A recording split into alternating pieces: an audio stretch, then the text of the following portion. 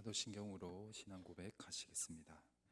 나는 전능하신 아버지 하나님 천지의 창조주를 믿습니다. 나는 그의 유일하신 아들 우리 주 예수 그리스도를 믿습니다. 그는 성령으로 잉태되어 동정녀 마리아에게서 나시고 본디오 빌라도에게 고난을 받아 십자가에 못 박혀 죽으시고 장사된 지 사흘 만에 죽은 자 가운데서 다시 살아나셨으며 하늘에 오르시어 전능하신 아버지 하나님 우편에 앉아 계시다가 거기로부터 살아있는 자와 죽은 자를 심판하러 오십니다. 나는 성령을 믿으며 성도의 교제와 죄를 용서받는 것과 몸의 부활과 영생을 믿습니다. 아멘. 찬송가 384장입니다. 찬송가 384장입니다.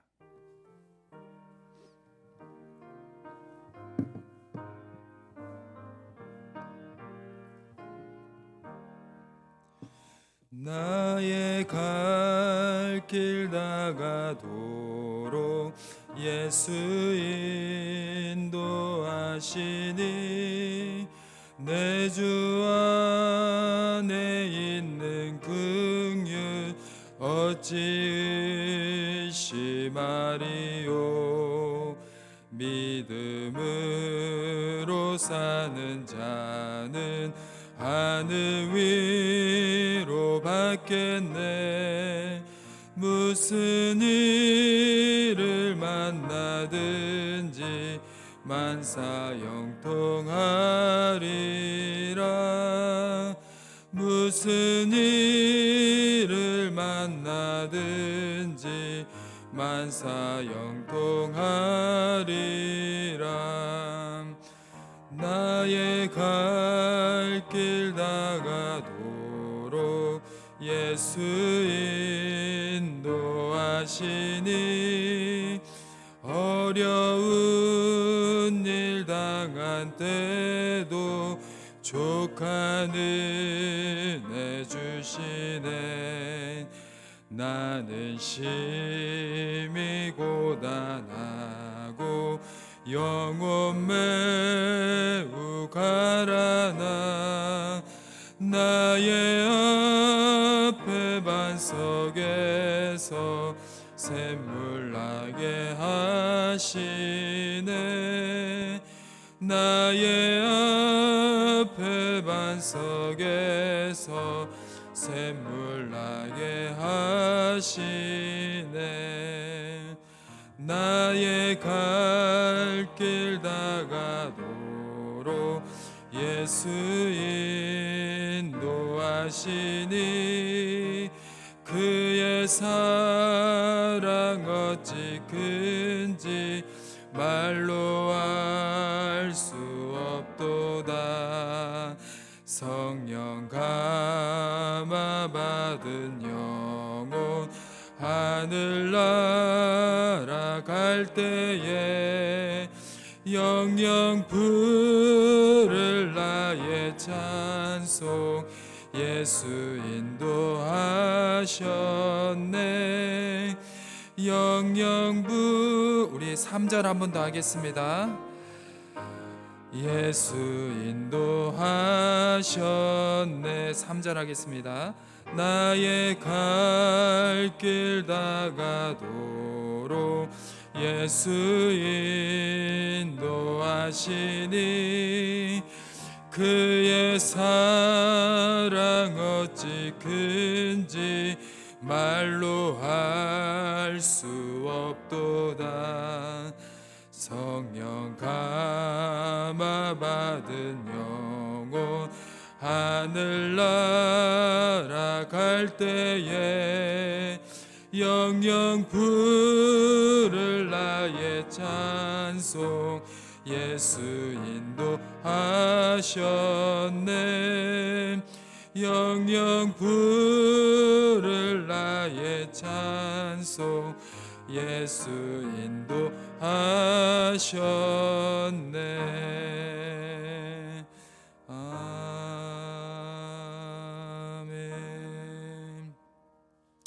이 시간 하나님께서 저에게 주신 말씀은 신약성경 로마서 16장 17절에서 27절까지의 말씀입니다.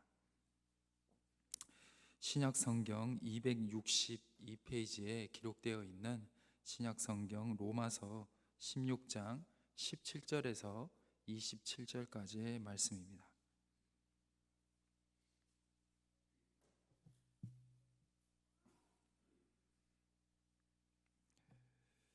로마서 16장 17절에서 27절의 말씀을 우리 교독하도록 하겠습니다. 제가 먼저 읽겠습니다. 형제들아, 내가 너희를 권하노니 너희가 배운 교훈을 거슬러 분쟁을 일으키거나 거치게 하는 자들을 살피고 그들에게서 떠나라. 이 같은 자들은 우리 주 그리스도를 섬기지 아니하고 다만 자기들의 배만 섬기나니 교활한 말과 아첨하는 말로 순진한 자들의 마음을 미혹하느니라. 너희의 순종함이 모든 사람에게 들리는지라.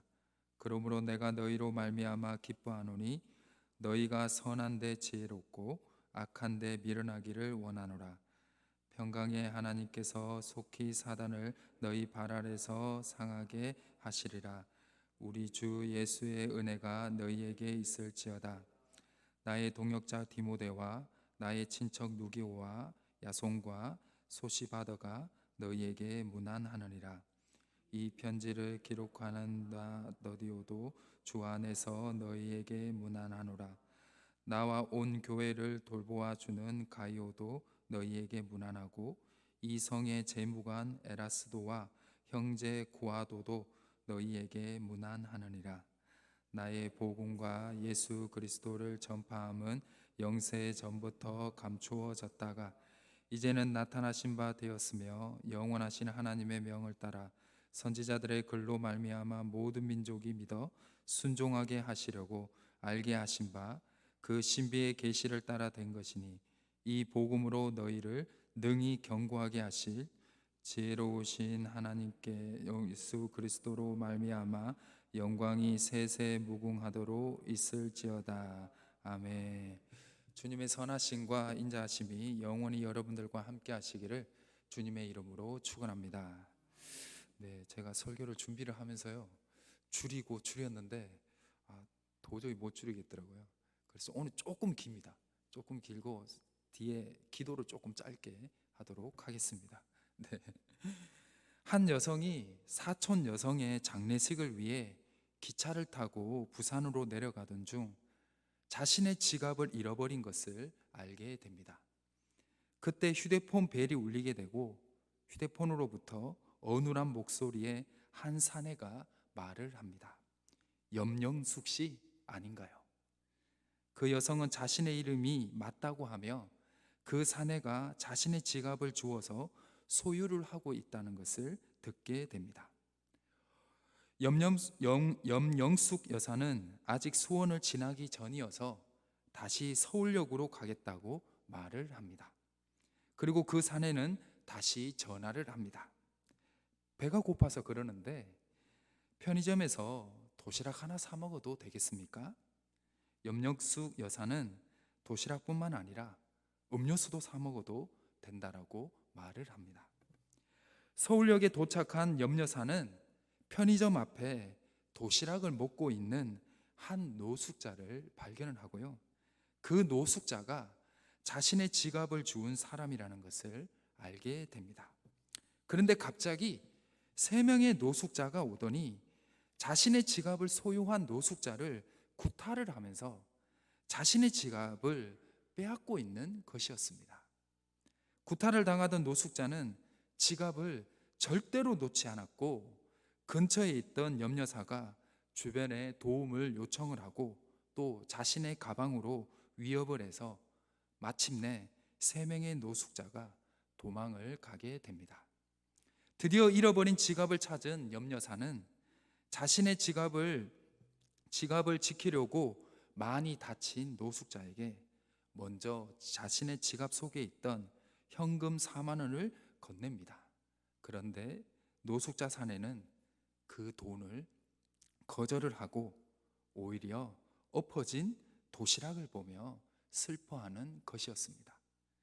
염려사는 노숙자 사내를 데리고 서울역 바깥으로 나가서 한참을 걸어서 한 편의점으로 함께 들어가게 됩니다.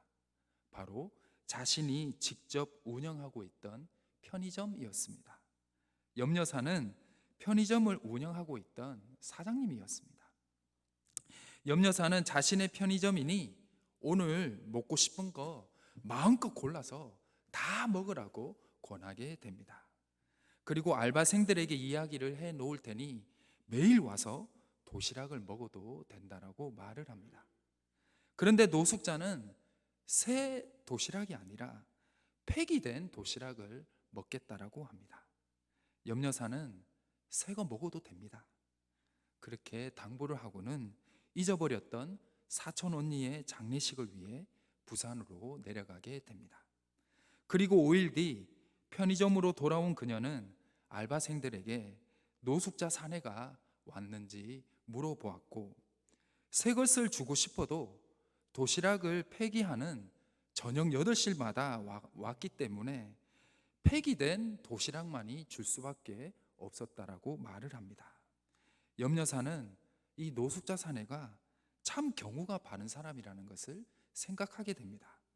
그날 밤 아들에게서 전화가 오게 되는데요.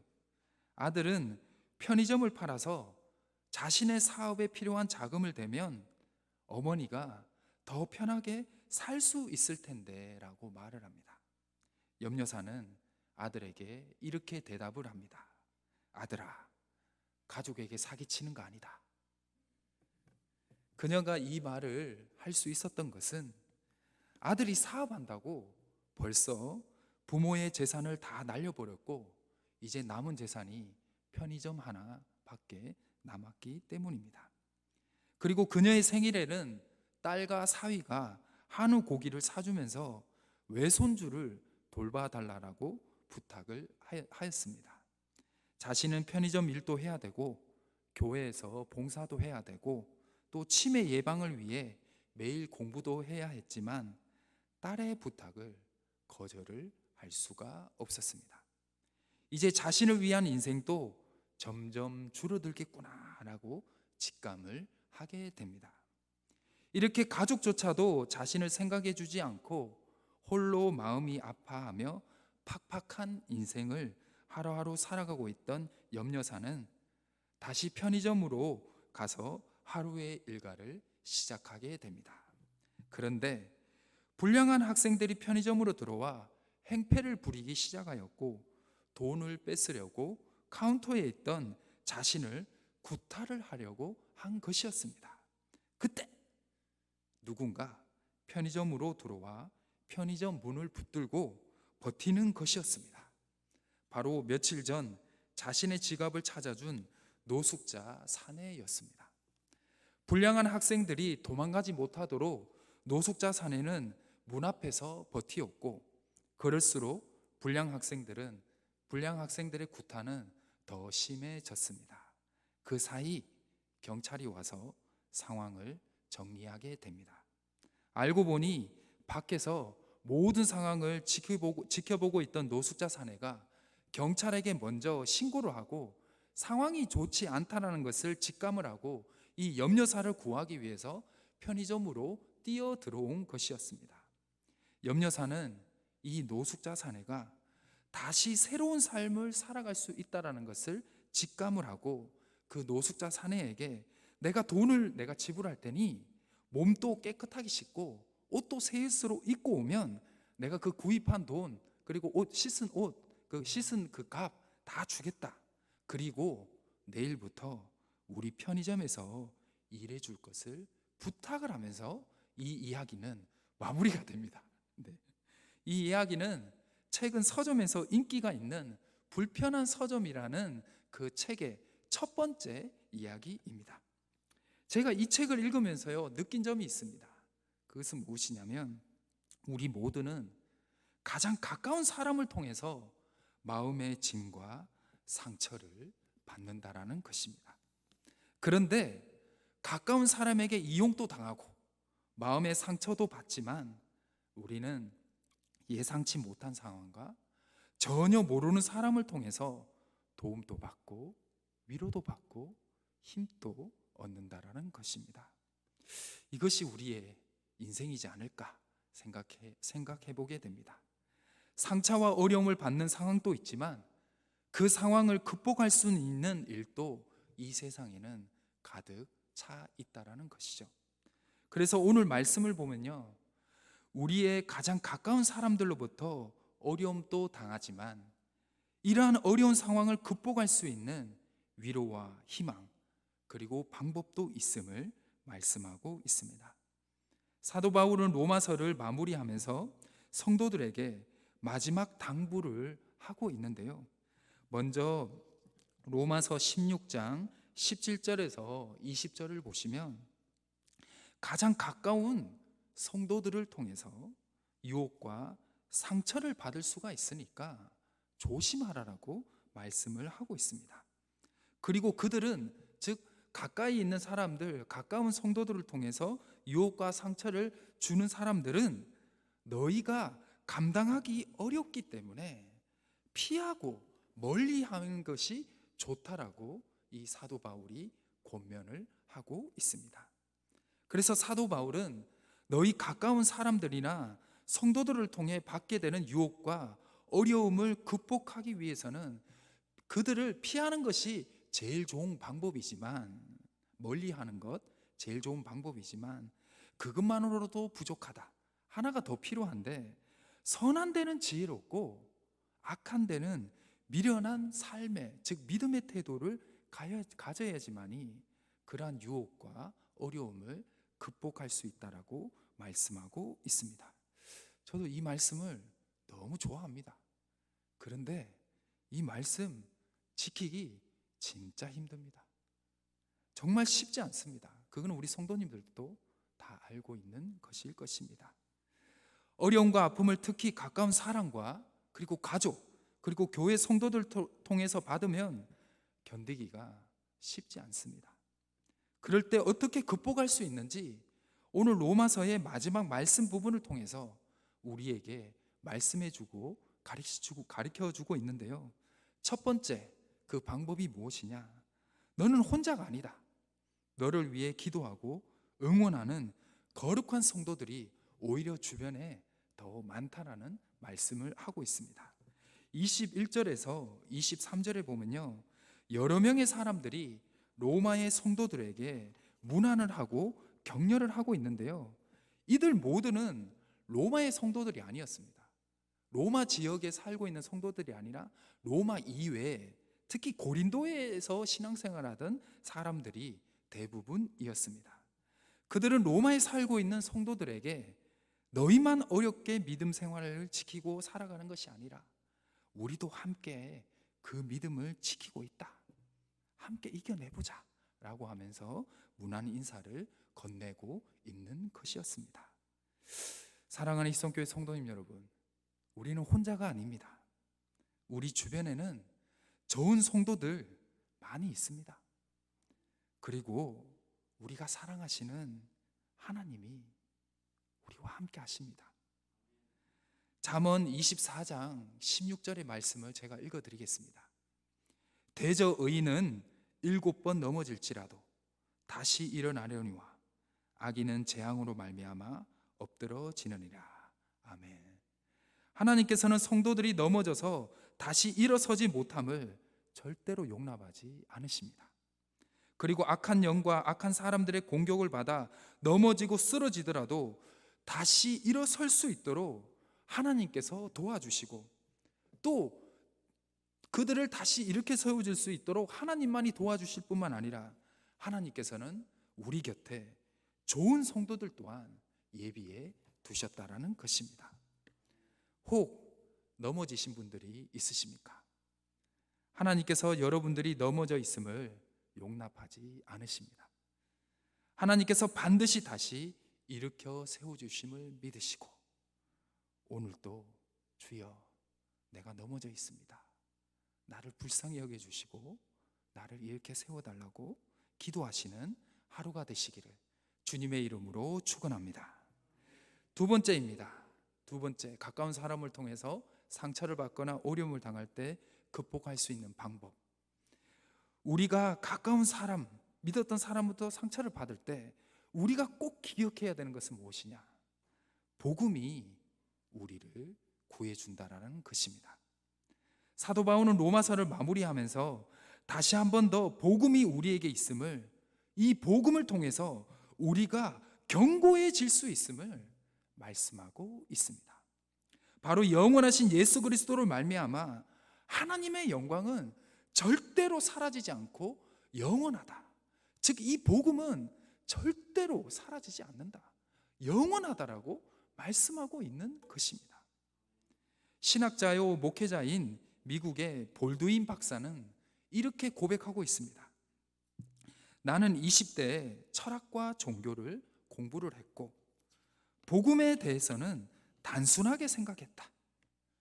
30대에 내가 추구하던 철학과 종교가 내 인생의 문제들을 해결할 수 없다는 딜레마에 빠졌을 때 비로소 복음은 나에게 심오하게 다가오기 시작했다. 40대에 들어서 스트레스와 삶의 문제들과 싸우면서 복음을 의지했을 때 복음은 나에게 능력으로 다가왔다. 50대에 들어와서 내가 지금까지 쌓아놓은 모든 성취가 허무하게 느껴졌을 때 복음은 내 삶에 가장 소중한 것이 되었다. 60대에 와서 주변 친구들이 하나둘씩 세상을 떠나기 시작하는 모습을 보면서 내가 붙들고 의지할 수 있는 것은 복음밖에 없었다. 복음은 유일한 것이다. 복음 없이 나는 살지 못한다. 복음은 나의 삶의 전부다. 복음은 나의 인생이다. 아멘이 절로 나옵니다. 이분의 고백뿐만 아니라 우리의 고백인 것도 같습니다. 사랑하는 희성교회 성도님 여러분, 복음을 붙드시길 바랍니다. 로마서에서 전해진 복음이 무엇입니까? 행함이 아니라 믿음으로 구원을 받으며 믿는 자들에게는 하나님께서 우리의 아버지가 되어주시고 세상의 그 어떤 것도 그 하나님의 사랑에서 끊을 수 없으며 아들까지도 아끼지 않으시고 주신 하나님께서 우리의 간구를 무조건 들어주신다는 것이며 혹 우리가 기도조차 할 수 없을 정도로 낙심하고 쓰러져 있을 때라도 성령 하나님께서 우리와 함께 하시며 우리의 구할 바를 대신 구해 주신다는 이 복음, 이 복음이 우리를 살려주실 줄 믿습니다. 선한 데는 지혜롭고 악한 데는 미련한 그 삶으로 점점 이끌어 주실 줄 믿습니다. 예수님을 통해서 우리에게 전해주신 이 복음을 오늘 또 간절히 붙들고 살아갈 때 삶의 걸음걸음마다 하나님의 뜻을 발견하게 될 것입니다. 하나님의 뜻 안에 하나님으로부터 오는 은혜가 가득한 또 하루의 귀한 삶이 되시기를 주님의 이름으로 축원합니다. 여러분들을 변화시킨 복음이 이번 한 주 악한 영과 악한 사람들의 공격으로부터 보호하며 다시 일어나게 해 주실 줄 믿습니다. 아멘. 기도하시겠습니다. 선하시고 인자하심이 많으신 하나님, 오늘 또 우리 성도님들을 지켜 주시옵소서. 불쌍히 여겨 주시옵소서. 다시 일으켜 세워 주시옵소서. 주님의 크신 사랑으로 안아주시고 이해해 주시고 눈물을 흘리고 있는 성도들의 눈물을 닦아주시며 내가 여기 있다, 내가 너와 함께한다, 내가 해결해 주겠다라고 말씀하여 주시옵소서. 주님의 위로뿐만 아니라 우리가 잘못한 것이 있다면 예수님의 비단에서 작은 하나로도 볼 수 있게 하여 주시고 회개하며 주님과 세상에 거룩한 백성으로 살 수 있도록 도와주시옵소서. 우리가 먼저 좋은 성도들이 될 수 있도록 주여 도와주시고 상처 주고 교회를 떠나게 하는 성도가 되지 않을 수 있도록 주여 우리를 거룩한 성도, 하나님의 사랑에 힘있는 성도, 좋은 성도로 만들어 주시옵소서. 오늘 또 마음과 몸의 상처로 고생하는 성도들을 치유하여 주시고 가정의 복음화를 위해 기도하는 성도들의 기도를 꼭 들어 주시옵소서. 오늘 하루도 주님과 함께 승리하는 삶, 넘어져도 다시 일으켜 세워주시는 주님의 손을 붙드는 믿음의 삶이 될 수 있도록 인도하여 주시옵소서. 우리를 구원하시는 주 예수 그리스도의 이름으로 간절히 기도드립니다. 아멘. 각자 개인 기도하는 시간을 가지겠습니다.